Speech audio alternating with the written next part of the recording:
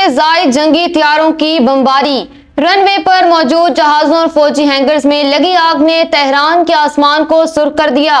Iran Israel जंग के 7वें रोज Tehran का मेहराबाद इंटरनेशनल एयरपोर्ट अमरीकी और इसराइली फिजाइयों के मुश्तरका हमलों का ताज़ा तरीन निशाना बन गया है। इत्तलात के मुताबिक 100 से जायद F-35 हथियारों ने एयरपोर्ट के फौजी हिस्से, पासदारान इनकलाब के मिसाइल डिपो और एयर डिफेंस सिस्टम पर 250 से जायद बम गिराए हैं। हमले के नतीजे में एयरपोर्ट के हैंगर्स और रनवे पर खड़े एक बोइंग 747 कार्गो तैयारे में खौफनाक आग भड़क उठी है, जिसका धुआं कई किलोमीटर दूर से देखा जा सकता है।